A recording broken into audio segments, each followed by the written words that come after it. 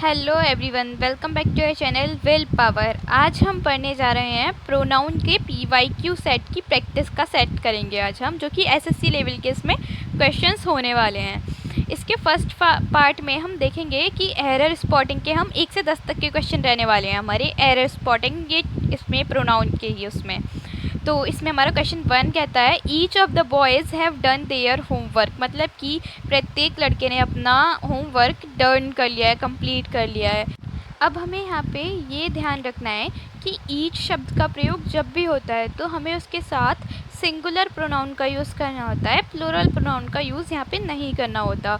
अब यहाँ पे each of the boys have done their homework दिया गया है। अब देयर तो होती है प्लूरल प्रोनाउन, जबकि सिंगुलर प्रोनाउन का हमें यूज़ करना था, तो यहाँ पर हिज या फिर हर का यूज़ कर सकते थे हम, लेकिन यहाँ पर तो हिज का प्रयोग होता क्योंकि बॉयज़ जो दिए गए हैं। तो हमारा ऑप्शन सी यहाँ पे सही होगा। यहाँ पे इसका मतलब ये सही सेंटेंस होता each of the boys have done his homework, ये सही माना जाता कायदे में, क्योंकि ईच के साथ सिंगुलर प्रोनाउन का यूज़ होता है। अब हम क्वेश्चन सेकंड पे आते हैं। क्वेश्चन सेकंड देखते हैं क्या बोलता है इसका। Everyone should bring their own book, मतलब कि प्रत्येक को अपनी बुक खुद लानी चाहिए, अपनी बुक स्वयं लानी चाहिए। अब यहाँ पे एवरीवन के साथ हमें कौन सी प्रोनाउन का यूज़ करना चाहिए।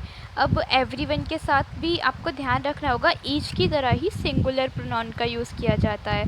अब यहाँ पर देयर का यूज़ किया गया है तो ये तो गलत है, इसलिए ऑप्शन सी हमारे यहाँ पे सही होगा, क्योंकि इसके साथ भी हमें हिज और हर का यूज़ करना था।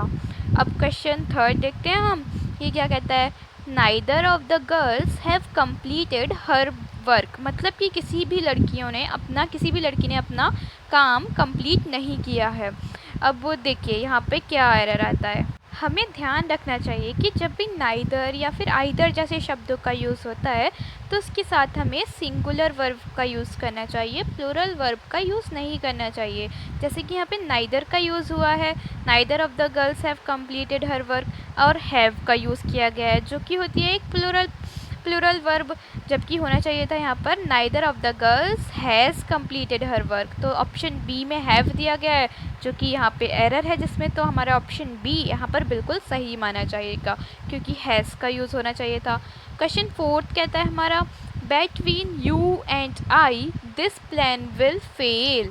तो यहाँ पे देखिए बिटवीन जब भी यूज़ होता है तो बिटवीन के साथ सब्जेक्टिव प्रोनाउन का यूज़ होता है, ऑब्जेक्टिव प्रोनाउन का यूज़ होता है, लेकिन यहाँ पे सब्जेक्टिव प्रोनाउन दी गई है जो कि आई है, जबकि होना चाहिए था मी। अब यू तो यहाँ पे सब्जेक्टिव प्रोनाउन में भी यू आता है, ऑब्जेक्ट प्रोनाउन में भी यू आता है, लेकिन आई तो सब्जेक्टिव प्रोनाउन होता है, जबकि होना चाहिए था ऑब्जेक्टिव प्रोनाउन, मतलब कि मी का यूज़ होना था। तो ऑप्शन नंबर सी सही होगा क्योंकि ये सही होता between you and me this plan will fail, ये यहाँ पे सही माना जाता। तो यहाँ पर ऑप्शन सी हमारा आई के लिए सही है एरर में। अब क्वेश्चन 5 देखते हैं हम क्या कहता है। One must respect his parents and take care of them, मतलब कि हर किसी को अपने माता पिता की देखभाल करनी चाहिए। तो यहाँ पे ध्यान रखना है हमको, one must respect his parents, ये देखिए देखने में बिल्कुल परफेक्ट लग रहा है और ये ग्रामेटिकली भी बिल्कुल सही है, तो इसमें नो एरर है क्योंकि ये बिल्कुल परफेक्ट सेंटेंस है खुद में, यहाँ पर कहीं भी कोई गलती नहीं है। वन के साथ सिंगुलर का ही यूज़ होता है, प्रोनाउन का हिज का यूज़ किया गया जो कि सिंगुलर है, तो ये बिल्कुल सही माना जाएगा और इसमें नो एरर सही है। क्वेश्चन 6 देखते हैं ये क्या कहता है। He is one of those students who does not obey rules, यानी कि वो उन विद्यार्थियों में से एक है जो कि नियमों का पालन नहीं करते। अब यहाँ पे देखिए क्या एरर आता है। अब देखो यहाँ पे ध्यान रखने वाली बात ये है कि जब भी वन ऑफ का यूज़ किया जाता है तो उसके साथ सिंगुलर वर्ब का नहीं प्लूरल वर्ब का यूज़ किया जाता है, जैसे कि यहाँ पे डस का यूज़ किया गया है जबकि डू का यूज़ होना था। तो ऑप्शन नंबर सी यहाँ पे सही माना जाएगा क्योंकि ये होना चाहिए था he is one of those students who do not obey rules, तो ये हमें ध्यान रखना होता है। क्वेश्चन 7 देखते हैं क्या कहता है।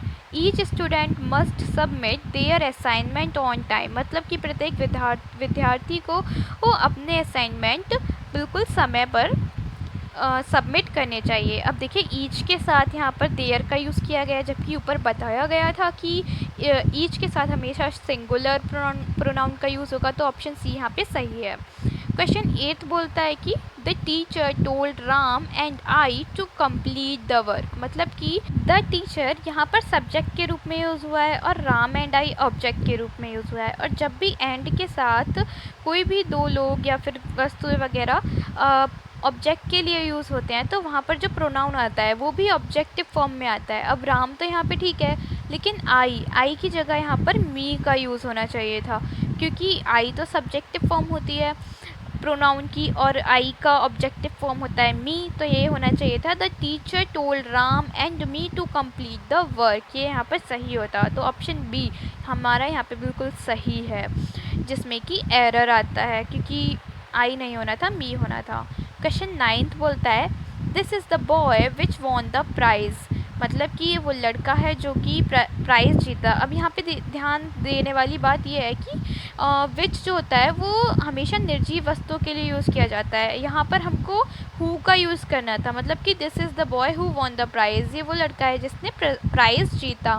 तो ऑप्शन सी हमारा ऑप्शन बी हमारा यहाँ पे बिल्कुल सही होगा, क्योंकि हमें विच का यूज़ नहीं करना था, यहाँ पे ऑप्शन बी में ही एरर है।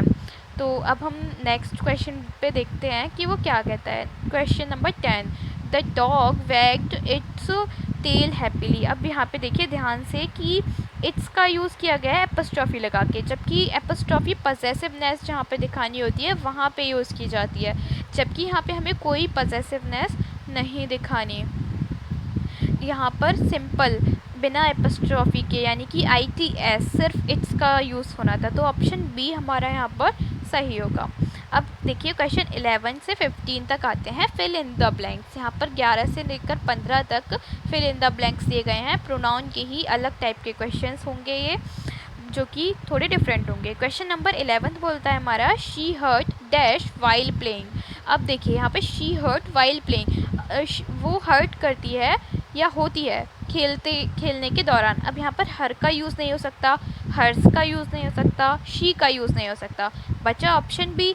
तो बचा क्या यहाँ पे, ऑप्शन बी ही सही होगा। She hurt herself while playing, वो खुद को खेलने के दौरान हर्ट कर लेती है, यानी कि खेलने के दौरान खुद को दुख पहुंचाती है, तो ऑप्शन बी हमारा सही होगा यहाँ पर।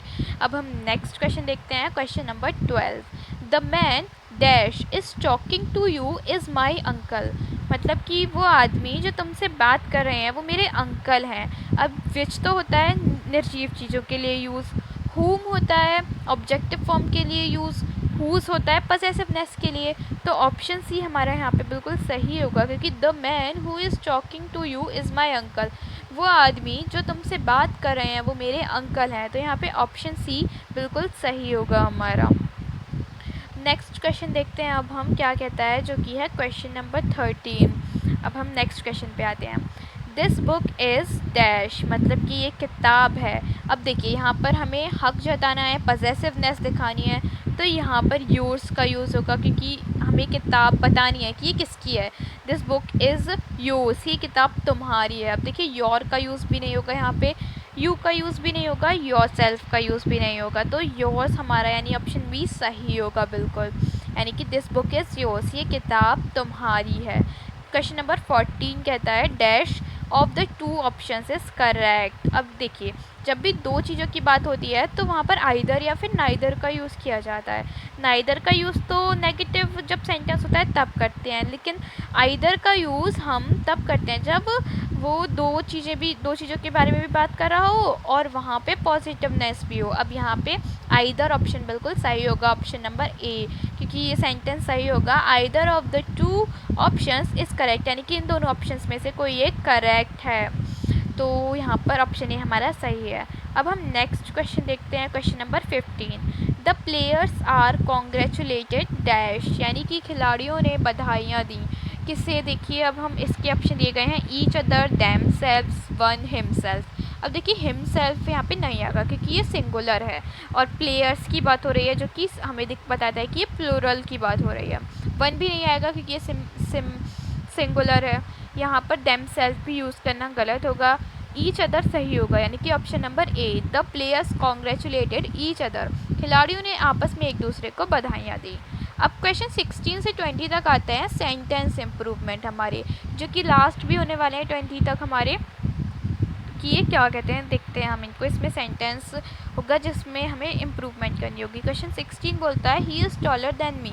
अब देखिए जब भी किसी में कंपैरिजन किया जाता है, अब यहाँ पे टॉलर के माध्यम से कंपैरिजन हो रहा है कि वो मुझसे लंबा है, तो यहाँ पे जब भी कंपैरिजन होता है तो हमें सब्जेक्टिव फॉर्म का यूज़ करना होता है हर एक में। मी जो होता है ऑब्जेक्टिव प्रोनाउन होती है और मी का सब्जेक्टिव प्रोनाउन होता है आई। तो यहाँ पे जो सही आना चाहिए एक्चुअल में ग्रामेटिकली सही जो होगा वो होगा आई, यानी कि he is taller than I, वो मुझसे लंबा है। तो यहाँ पर ऑप्शन ए हमारा बिल्कुल सही होगा। अब हम नेक्स्ट क्वेश्चन देखते हैं, क्वेश्चन नंबर 17 क्या कहता है।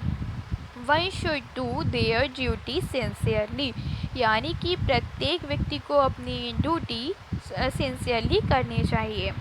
अब देखिए यहाँ पे ध्यान रखने वाली बात है कि वन का यूज़ हो रहा है, वन के साथ तो सिंगुलर प्रोनाउन का यूज़ होता है, तो यहाँ पर हिज या फिर हर दोनों का यूज़ ही सही माना जाएगा, क्योंकि वन शुड के साथ हम सिंगुलर लगा सकते हैं, तो हिज भी लगा सकते हैं और हर भी लगा सकते हैं। तो यहाँ पर ऑप्शन ए और बी दोनों ही सही माने जाएंगे अगर ग्रामेटिकली देखा जाए तो। अगर लड़का है तो हिज यूज़ करेंगे, लड़की है तो हर यूज़ करेंगे।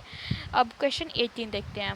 She is more intelligent than him, मतलब कि वो लड़की उस लड़के से ज़्यादा बुद्धिमान है। अब देखिए यहाँ पर भी मोर इंटेलिजेंट लिखा है, मतलब कि कंपैरिजन हो रहा है, और हिम जो है वो है ऑब्जेक्टिव फॉर्म, और कंपैरिजन के लिए हमेशा सब्जेक्टिव प्रोनाउन का यूज़ करते हैं, यानी कि she is more intelligent than he होना चाहिए था, जो कि ऑप्शन ए है, जो कि हमारा बिल्कुल सही है।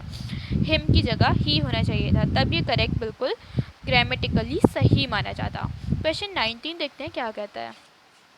Who did you give the book to, यानी कि तुम्हें ये बुक किसने दी। अब देखिए हमें एक बात याद रखनी चाहिए, यहाँ पे who का प्रयोग किया जाता है सब्जेक्ट के लिए और whom का प्रयोग किया जाता है ऑब्जेक्ट के लिए। अब यहाँ पर ये किताब तुम्हें किसने दी, तो किसने जो यूज़ हुआ है वो हुआ है ऑब्जेक्टिव फॉर्म में, तो यहाँ पर हमें whom का यूज़ करना चाहिए था, यानी कि ऑप्शन ए हमारा यहाँ पे सही माना जाएगा, यानी कि ये सेंटेंस होना चाहिए था whom do you give the book, ये किताब तुम्हें किसने दी।